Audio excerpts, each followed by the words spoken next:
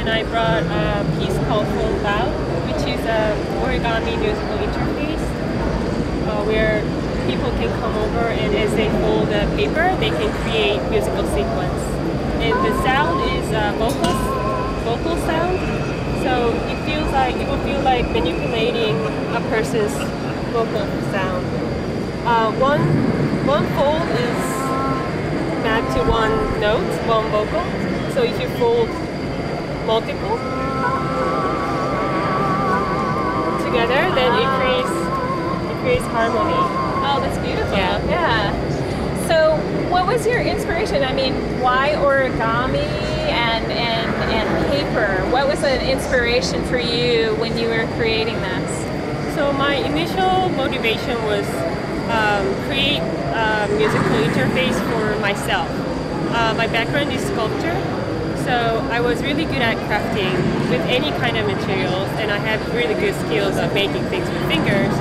But then I wasn't really, trained as a musician, and I always admired on-stage musicians that how, they express themselves with playing instruments. So I wanted to create an instrument for myself to play on stage, and I chose a paper to, origami crafting to transfer my folding skills to the musical expression. So are you really good at origami? Is that something that you learned how to do when you were little? Well, I don't even remember when I learned because I was always doing it. Oh, wow, that's really interesting. So this translated perfectly for you. Yes. Oh, I love that. Thank you. Yeah, I like that you bring in things from your past experience. So that's perfect for, do you consider this in terms of your art? Do you consider this a progression that you're stepping out of your sculpture now, or are you feeling like this is an extension of what you had been doing with your sculpture? Yes, this is definitely extension because, in terms of form, it may look different, but with any project that I do, I start from observing everyday behaviors and create object from it. And before I used to just create single object, not really related to technology that much, but this one is from observation of my life and my skills, and I just used electronics and software to do it. So it's like your paintbrush almost. Yeah. So do you find the technology daunting at all? Do you find it difficult do you find it fun or difficult or inspiring, the technologies? That's a good question. It is both. It is inspiring, but at the same time, it's really slowing down my process compared to what I used to do. I hear you. Yeah. It is inspiring because I know what is possible out there, and I can imagine further and extend my imagination. Yeah. But at the same time, to make that happen in real, it takes longer, just longer process, and sometimes the long process decreases that first motivation. The spontaneity almost? Yeah, spontaneity and first the motivation that you had. So there needs to be some balance around it, and I'm actually just beginning to learn that there's two ways. So that's interesting. Yeah, I'm excited to explore more about it. Now, what about collaborations for you? Are you someone that likes to work on your own a lot, or are you intrigued by collaborations? Yes, I do collaboration, and I'm actually working on. I have a collaborative project right now that I'm involved in.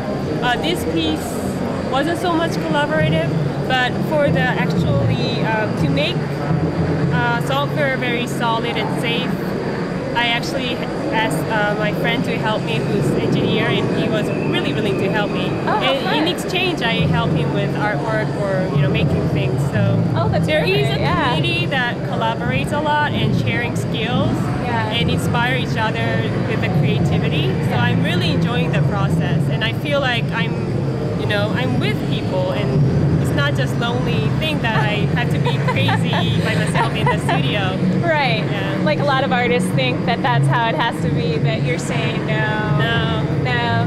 So do you think that the technology is connective for you in that way? It doesn't force you to go and find people that maybe do things that you don't?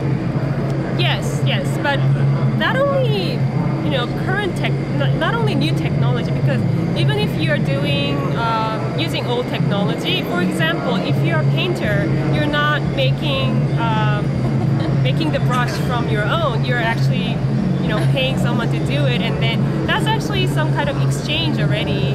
And for the sculpture, when I have to make some casting, I make the shape, but I collaborate with, or either pay casting people to make it finish. So, and this is the same thing. I don't think it's a different thing. I mean, for the next version of this project, actually, I'm trying to make something independent piece so that I can carry over and actually to make an object that's more meant for performance piece. That's right, because you want to actually perform, right? Yeah, that didn't happen. Because it took some time to get here, and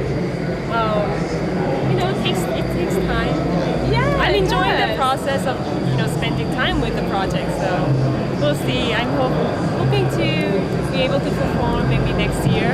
That'd be great. This device. So probably a question that always a lot of people like to ask is how are you balancing the money versus art sort of equation in that sense? And you don't have to answer directly, but it's always a curiosity for people who are new artists. Yeah. How are people, because now you're out of school, right? Yes. Okay. So now you're back in the world, so you're... Yes, it's a scary thing. It's a very scary thing. I applied for grants. Recently I was in IB, and I was lucky enough to get some support from there, and even not just money, but also space, facilities, and stuff, and resources. They even have people to help me when I need it. I'm also actually working as a designer, interaction designer. So that's money. I can make money for my living. That's perfect. So do you find these two things interact with each other? If you're doing a project, it informs your interaction design? Yes, it does. It inspires, actually. By doing this more elastic and more stretch projects, it actually helps the creativity in making something really useful but yet interesting. And my coworkers love me doing it too, because they're just they're like, oh, where can we put that? Yeah, I know. And a lot of my coworkers actually, some of my coworkers does DJing, and they're not getting paid. They're musicians, they're guitar player. Right. But I mean, I'm lucky enough to be in that team and work with. Oh, that's perfect.